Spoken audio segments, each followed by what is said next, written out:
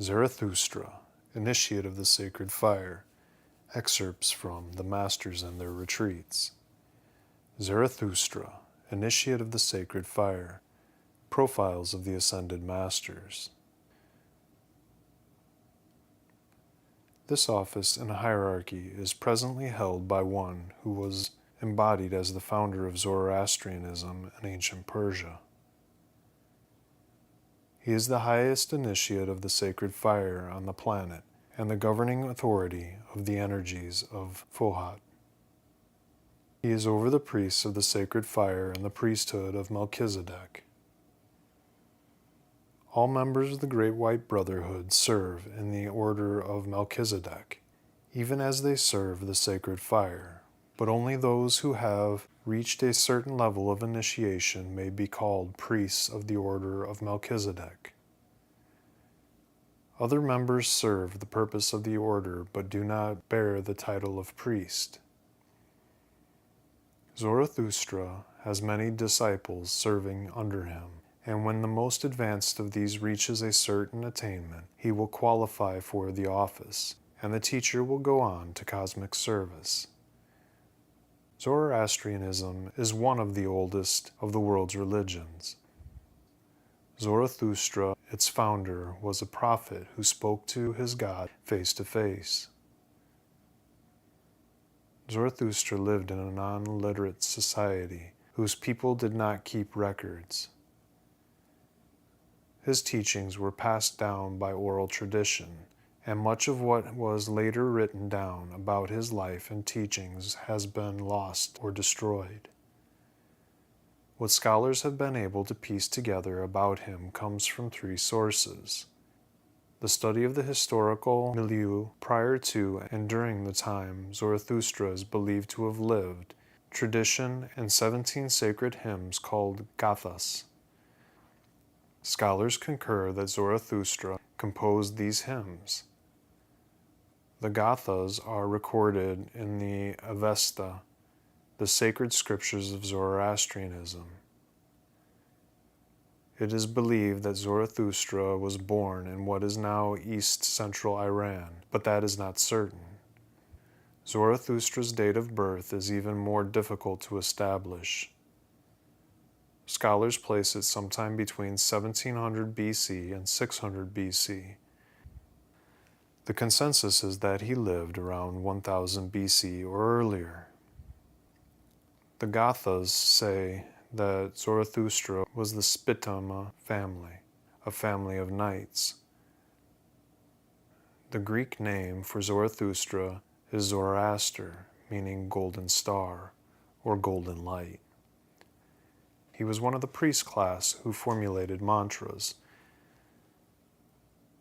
Tradition holds that at the age of 20, Zarathustra left his father, mother, and wife to wander in search of truth. 10 years later, he had the first of many visions. He saw on the bank a shining being who revealed himself as Vohu Mana, good purpose, and this being led Zoroaster into the presence of Ahura Mazda and 5 other radiant figures, before whom he did not see his own shadow upon the earth, owing to their great light. Ahura Mazda means wise lord. Zarathustra recognized Ahura Mazda as the one true God, the creator of the universe. Shortly after his vision, Zarathustra became a spokesman for Ahura Mazda and began to proclaim his message. He instituted a religious reform that was far-reaching. His main objective was to stamp out evil, and he preached against the devas, or demons, of the old religion. At first, Zarathustra had little success in spreading his message. He was persecuted by the priests and followers of the devas, and according to tradition, they tried to kill him a number of times. It took 10 years for Zarathustra to make his first convert, his cousin. He was then divinely led to the court of King Vishtaspa and Queen Hutosa. Vishtaspa was an honest, simple monarch, but was surrounded by the Karpans, a group of self-seeking, manipulative priests. They convened a council to challenge the revelations of the new prophet and successfully conspired to have him thrown in jail. As the story goes, Zarathustra won his freedom by miraculously carving the king's favorite black horse. Vishtaspa granted him permission to teach the new faith to his consort, Queen Hutawasa. The beautiful Hutawasa became one of Zarathustra's greatest supporters and assisted him in converting Vishtaspa. After 2 long years, the monarch was finally converted.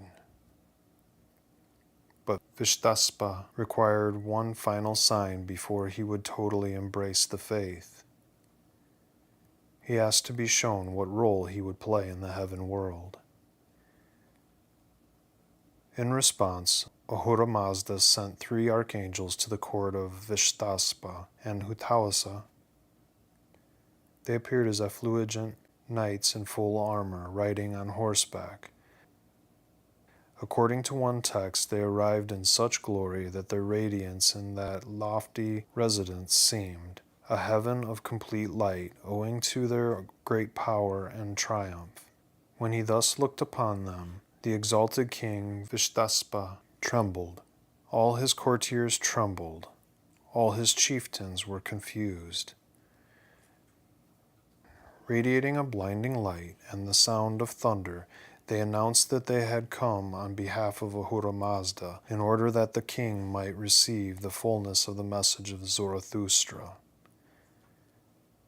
They promised Vishtaspa a lifespan of 150 years and that he and Hutawasa would have an immortal son.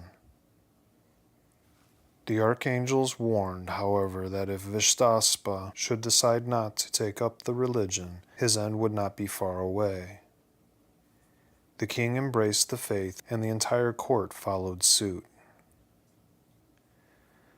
The scriptures recorded that the archangels then took up their abode with Vishtaspa. In a dictation given January 1st, 1981, the Ascended Master Zarathustra spoke of King Vishtaspa and Queen Hutawasa. I am come to deliver the sacred fire of the sun behind the sun, to raise you up and to establish in you the original teachings of Ahura Mazda, Sanat Kumara, delivered long ago in the land of ancient Persia, unto me and unto the king and queen, who received the conversion of archangels, and of the sacred fire, and of the holy angels by the descent of light. Thus by their life streams, acceptance of my prophecy, there came to pass the multiplication of the bread of life from the heart of Sanat Kumara, whose messenger I was, whose messenger I remain. The teaching of the hosts of the Lord and the coming of the great avatar of light, the teaching of betrayal and consequent warfare of his hosts against the evil ones was understood and propagated. The law of karma, the law of reincarnation, and even the vision of the last days when evil and the evil one would be vanquished. All of this went forth by the conversion of the king and the queen, and the reaching out of the faith to all of the subjects of the land. Thus the tests were given by the archangels through my office unto these 2 chosen ones. Thereby passing the tests, they became blessed and sacred emissaries of Sanat Kumara. And therefore I, the prophet, and they beholding the balance in the earth, manifested a trinity of light, and the figure 8 flow. Realized the necessary ingredients for the propagation of the faith throughout the earth. The archangels send their messengers with a gift of prophecy, that is, the word of Sanat Kumara, to every culture and in every age. Thus the prophet comes forth with the vision. with the anointing and with the sacred fire. But unless the prophet find the fertile field of hearts aflame and receptive, the authority of the word does not pass unto the people. According to tradition, when Zarathustra was 77, he was assassinated by a priest of the old Iranian religion. Some accounts say that he perished by lightning or a flame from heaven. Much of what happened after Zarathustra's death is shrouded in mystery. Scholars say that his successor reintroduced back into the system the old gods that he had dethroned. By the time the Medes came to power in 7th century BC, Zoroastrianism was a major force in Persia. When Alexander the Great conquered Persia in 331 BC, he killed the priests and burned down the royal palace, destroying whatever may have been recorded by Zoroastrian tradition. About AD 225, Zoroastrianism re-emerged in Persia and was the state religion until about 651 when the Muslims conquered Persia. Although Zoroastrianism was officially tolerated, the Arab conquerors encouraged conversion to Islam through societal pressures, economic incentives, or force. Many Zoroastrians converted or went into exile. Loyal Zoroastrians who remained in Persia were taxed for the privilege of practicing their faith. In later centuries, persecution of Zoroastrians escalated. As of 1976, there were only 129,000 Zoroastrians in the world. However, much of what Zarathustra taught lives on in Judaism, Christianity, and Islam. Today, Zarathustra is an ascended master whose consciousness bears as an auric emanation of fire that is an all-consuming love, a piercing light that goes to the core of whatever is unreal. We call him a Buddha because he has the attainment of the expansion of the threefold flame and the Christ mind at the level of initiation that we call the Buddhic level. Being in the presence of Zarathustra is like being in the presence of the physical sun itself.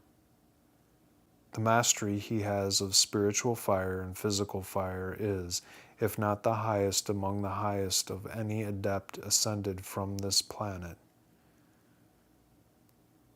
If you want to keep the flame of Zarathustra, visualize him keeping the flame, the divine spark, in your own heart.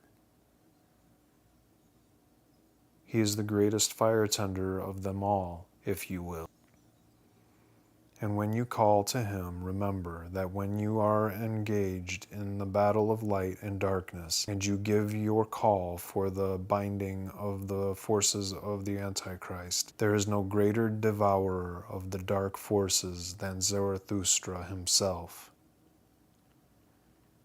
He is an ascended master with Buddhic attainment, whose auric emanation is one of an all-consuming love.